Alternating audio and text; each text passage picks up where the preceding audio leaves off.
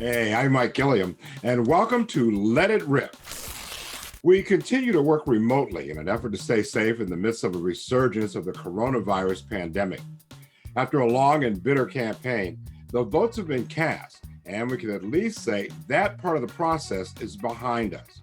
But it's far from over, as the huge number of mail-in and absentee ballots and the large turnout, including early voting, have slowed the counting.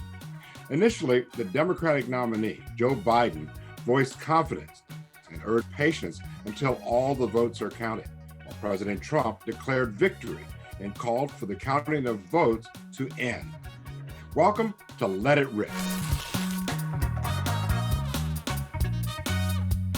It's been one of the most divisive and contentious campaigns in history, focused on issues from the coronavirus pandemic and the Trump administration's handling of it, and the deaths of 230,000 Americans, to race relations, systemic racism, social injustice, and the issue of police brutality against the backdrop of the deaths of George Floyd, Breonna Taylor, and Ahmaud Arbery, and an economy that is cratering with huge numbers of unemployed, businesses closing, and additional restrictions to curb the spread of the coronavirus pandemic a real possibility.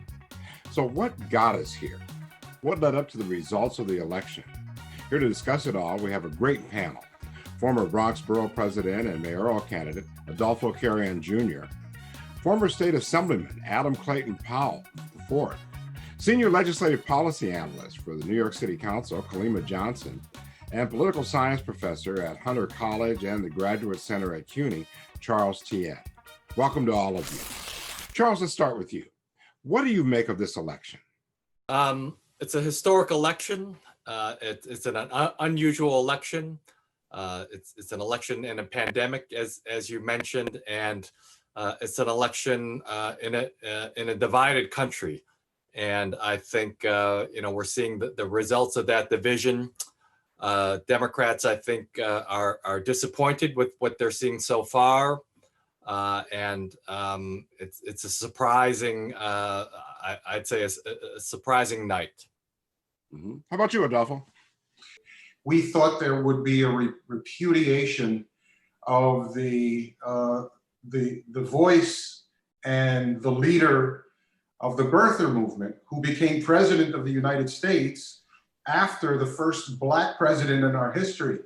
And I thought, wow, Americans are ready to completely and clearly and unequivocally repudiate this person and turn to a new chapter after the mismanagement of the coronavirus and the health crisis that we hadn't seen in 100 years, the sweeping deaths going across the United States, the day of the election exceeding 230,000 deaths, and everybody knowing that the president was lying all along, that there would be a moment where we said very clearly that we reject this kind of leadership. And that rejection didn't come clearly. And here we are. Khalima. For me, it's more of a revealing election. I think back in 2016, when we all watched as Trump was elected, for me at least, we kind of thought like this was a mistake. This is not who we are. And in this moment, we see that this is who this country is.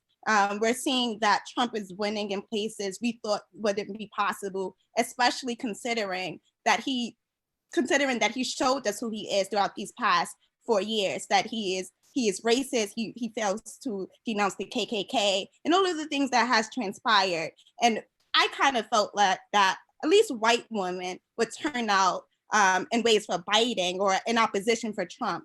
And they didn't. So it really just revealed and confirmed that 2016 wasn't a mistake. This is who we are, and we had evidence for the past 4 years to make a different decision, and that didn't happen. The phrase that comes to mind for me over and over is a very divided country. Adam, how do you see the results? I got to tell you, this reminds me a lot of 2016. We have a Democratic candidate that the pollsters thought was ahead. And all of a sudden, Donald Trump started surging on election night, late into the night. Except this one was a lot closer. So the last time, 4 years ago, we went to bed, knowing that Trump had been elected, albeit late, around 1, 2 in the morning. I don't know when that became clear. But this time we woke up and we still didn't know. So the difference is the mail imbalance. So apparently Donald Trump did very well with the same day voting machines and what have you. But Joe Biden has done very well with the mail imbalance for the most part. And many of them come from large urban areas. And that's the key difference why this may take a lot longer than 2016. It's unfortunate. And we live in a very divided country, and the things that I've seen leading to the election were shameful. I mean, people saying we got to arm ourselves, we got to prepare for battle. Buildings being boarded up. It's a sad day. Do you expect to see violence connected to this election? I don't expect it, and I certainly hope not. But there are people that expect it. That's why the buildings were being boarded up. And just the thought of that, if you stop for a second, just the mere thought of that, it's shameful. It's a disgrace. How divided we have come. I mean, we have to respect democracy, whether we like this candidate, like that candidate, with Democrats, Republicans, Independents, doesn't matter. We got to respect democracy. We've always had contentious elections ever since the beginning of this nation's founding. But to the point that now people have to fear for violence, that's different. That's new. It really is. It's a sad state of affairs. What do you think were the most decisive issues that led us to where we are right now? Kaleema, let me hear from you first on that. So I think, right now we are in a moment of uncertainty. Several states haven't confirmed. I think, when we start to think about the coronavirus, and we start to think about it disproportionately impacting Black folks, I was thinking that, you would see more of a heavy turnout rate in certain communities or certain states that we haven't seen yet. I think the unrest with the issue with George Floyd, with the brutal murder of him, has definitely had an impact on a social consciousness. But I think right now, people are really thinking about, I'm seeing this election as a mimic of what happened with Clinton. That's one of the big questions here is about the Biden campaign. It was counting on support from the Black and Latino community, minority communities, but a lot of that didn't materialize, especially down in Miami-Dade. Adolfo, can you speak to kind of what may have happened down there and whether or not there's enough outreach to these various communities? I think both parties failed to reach out to Latinos, to minorities, to immigrant communities, to new Americans. In the case of the Latinos, though, the overwhelming barrage of messaging that was targeted, especially to Cubans and Venezuelans, and other folks Central Americans who've come from repressive states that are socialist, or at least alleged to be socialist, or socialist democracies with so-called strong leaders, they have a very bad memory. It's either dictatorships or socialist democracies where it's really a pretend democracy. The fact that they were able to paint many of the Democratic candidates, including for House of Representatives and Senate, as, the Democratic candidates, including the presidential candidate, want to turn us into a socialist state. That fear, playing on that fear, played big, especially in the Southeast United States. I think also there is one problem that cuts through all of this, which is the parties paint the Latino community with one brush. It's very different. Puerto Ricans in the Northeast, Mexicans in the South and Southwest and West, Cubans and Central Americans in the Southeast, Puerto Ricans in Orlando. These are all different experiences that people bring to the American experiment. And I think the parties have to take more seriously the messaging, the conversation with these communities. And I think that some of the Republican messaging works in those Latino communities. Mm-hmm. How do you see that, Charles? Yeah, I completely agree with what the borough president said, and it applies also to Asian American voters. And the level of support for Trump amongst Asian Americans, I think, was very similar to what it was amongst Hispanic voters in 2016, and from what the exit polls are showing so far in 2020. And those are, I think, communities ripe for outreach by the Democratic Party. And it is this fear of socialism by voters, by immigrants who came from communist countries, and that rhetoric has been effective. And Democrats need to do a better job reaching out to these voters. Mm-hmm. Adam, how do you do that, though? I mean, you've been involved in Democratic politics for a long time. How do you get beneath the surface and get that message out? Because we talked about this leading up to the election, and one of the things that constantly came up is that, hey, like, Democrats take for granted that minority vote. So true. The word socialism has become a lightning rod. And it's unfortunate. I mean, there are socialist countries, yes, that are horrible. And there are socialist countries that are democracies that are doing very well. Most of these Scandinavian countries and some of the European countries are socialist democracies, and they're doing very well. People do have a voice in their government. It's a democracy. In this country, if we don't notice it, we do have some forms of socialism. We have socialized law enforcement. For the most part, government provides police and protection. We have socialized education. For the most part, government provides public schools. We have some limited form of socialized housing where the government provides some, or at least helps alleviate some of that. So we need not fear that. And unfortunately, we do, because some of these countries, like Adolfo was saying, have immigrated. Many of them have immigrated here. They've had bad experiences in Cuba and Venezuela and some other Central American countries. So they see somebody like a Bernie Sanders, or any Democrat for that matter, like a Joe Biden, and they immediately want to say, oh, no, that's the beginning of socialism, and we want no part of that. Okay. I think socialism, if I may, is become a dog whistle. And in interviews of rural voters, they express resentment, right, to citizens in urban areas. So they believe, right, that residents in urban areas are getting all of these social programs that they, the rural voters, are paying for, and so there's this real urban-rural divide. And so you saw the country continue its division over geography, over gender, and especially over race, right? And so I think the major issue in this election was race, and I think it's the major issue in American politics for the last 100 years, last 200 years, and is always the issue.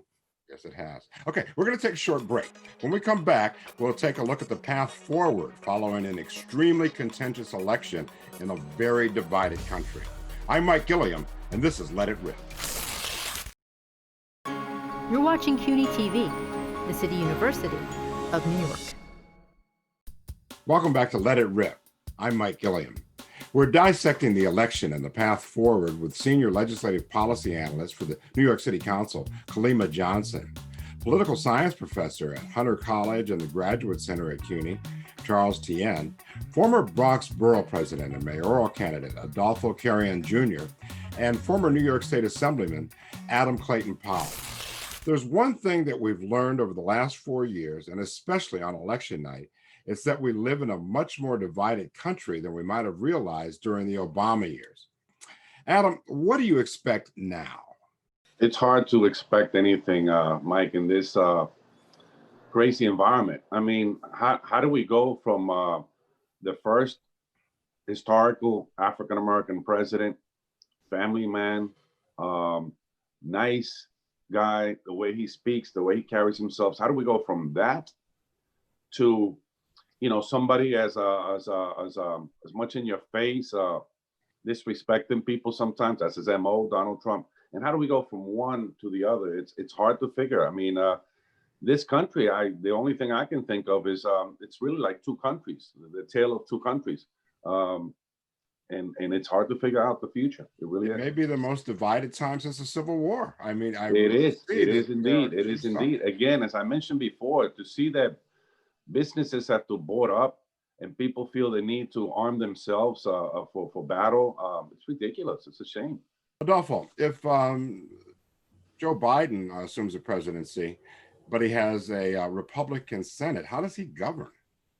You know, I think one of the advantages of having a President Biden in this very dark period in our history, and I agree 100% with Kalima, how she characterized it in the first segment, that, you know, we really live in a racist society and it has been exposed. What this president has done has essentially been to fearmonger, hate monger, to encourage, not discourage, division, to elevate untruths and lies as opposed to leaning on science and facts and reason. So he's moved us away to a place that's essentially very emotional. It's a very kind of base instinct environment. And in a civilized society, and in a society that purports to be, and is in fact the leading democracy in the world and the exporter of, you know, this concept, and the youngest democracy on planet Earth, we still have a long way to go to uphold the dignity of every human being. The fact that the President of the United States at the time, Donald J. Trump, on the night of the election said, "Stop counting the votes, I won," goes against everything that we stand for. Every shred of integrity of the democracy was being torn apart by Donald J. Trump. And so the bright side of this moment is that you have a Joe Biden who was a US Senator for many years and was the vice president and the vice president of the first Black president, and can, I hope, reach across the aisle. And I know he will try. And the question is, what will be the response of the Republicans to that outreach? Here's a quick question for you, though. What about the pandemic? If Biden is to become the president, do you just sit and let that percolate until Inauguration Day? I think that there are 2.5 months of this standing over a cliff and wondering if he's going to push more stuff over that cliff and what we're going to try to have to rescue. You know, whether it's additional appointments to the court, whether it's firings of people like Dr. Anthony Fauci, who has given his entire career to our country and our well-being, and so many others, stacking on a number of levels, dealing with regulations, throwing them out, you know, environmental regulations that are pro-business and against the environment. There's so much damage that could be done, and let alone the deaths. Right now, it's you know, projected that we might have another 100,000 deaths before he leaves. Unbelievable. You know, it just makes you wonder whether or not this strengthens Trump's craziness if he's the guy. Now, Kalima, what about the city? What do you think can be done on that level to kind of help bring us all through this? So I first want to say that regardless of who wins, there is a fight to be had.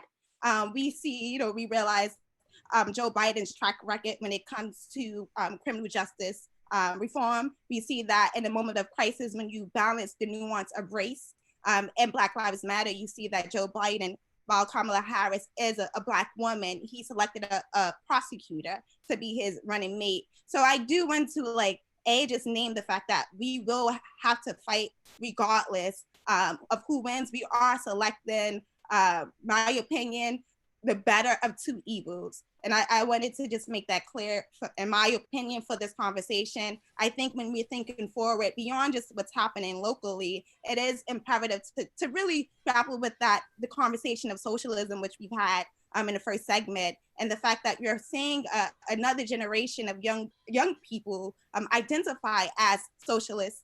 And I know I'm from New York, and some of us are from more progressive states, and it's easier to think that this is the world, this is the country. We see that, in Florida, people are afraid of socialism. But I think a conversation is going to need to be had about capitalism, socialism, and the role that it's going to play in our nation's future when you see rising people from DSA rising into Congress and into state elected seats. So I think when I think about like locally, for me, as someone who works with local elected officials, I believe when it comes to like Black people, we will be able to make the most progress if we bank on local elections. I think a lot of us turn out in incredible numbers. I know a lot of us turn out in incredible numbers for what's happening nationally.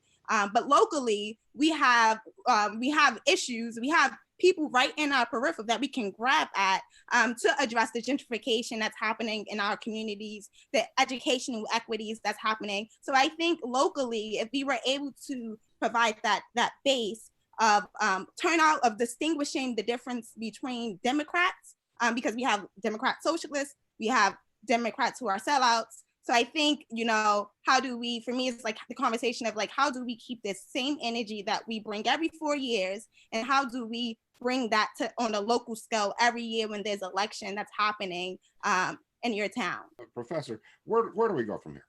From where we sit now, it almost seems like it's impossible to heal, but we need to, right? And so we've talked about this being maybe one of the most divisive times since the Civil War, and I don't think anybody in this country wants to go that route. And so, listening to each other, finding commonalities. I know it's hard to do. Not dehumanizing the other side and the other party, and maybe having conversations that could lead to a better understanding of the other party and then the other side, and that's for all of us. And I think if we can, make time for those difficult conversations and participate in them, that I hope is the way forward, and turn off our social media and our Fox News and our cable news, and look for common sources of information and have conversations. Adam, I'll give you the last word on that. Where do we go from here? I started in politics in 1989, and I remember, and we've always had contentious elections and Democrats, Republicans, but at that time there seemed to be a little bit more respect, understanding for the process. You try to make your changes, but the news gave you the news. Nowadays, it just seems like everybody just wants to give their opinion. Social media has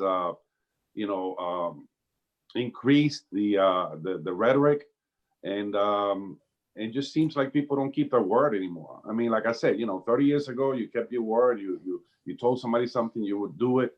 Nowadays, I mean, look what happened with the Supreme Court justice seat. 4 years ago, they told Barack Obama that 10 months before the election, they could not confirm his nomination. And they would never do that on an election year. And these same senators now broke their word a week before the election. It's the first time, by the way, in 150 years that a Supreme Court justice is confirmed without a single vote from the opposition. So, I mean, we've reached a level that we have to come out of. I mean, we really have to head in a different direction. I don't know how we will do it, but it's, each one teach one day at a time. No, we're going to have to leave it right there. Great discussion. I want to thank our guests, Senior Legislative Policy Analyst for the New York City Council, Kallima Johnson, Political Science Professor at Hunter College and the Graduate Center at CUNY, Charles Tien, former Bronx Borough President and mayoral candidate, Adolfo Carrion Jr., and former New York State Assemblyman, Adam Clayton Powell. Thank you to all of you. We're going to take a short break, and I'll be back with some final thoughts. I'm Mike Gilligan, and this is Let It Rip.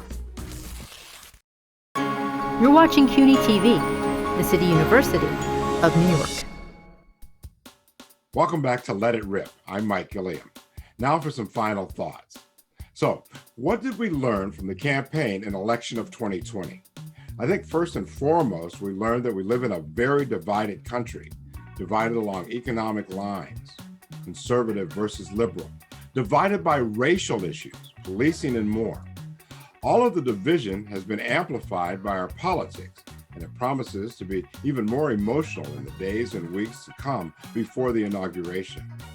People invested a lot in the two candidates, and the final outcome is going to leave half of the country angry. There's a difficult task ahead, healing and creating unity after such a bitter campaign. I feel life has changed in the country over the last 4 years. Common ground seems like a thing of the past. Friendships have been frayed. It's now going to be up to us to fix it, and I honestly don't know how you do that.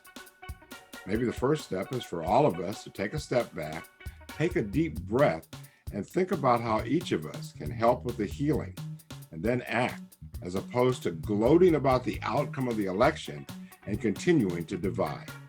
I'm Mike Gilliam. We'll see you next time on Let It Rip.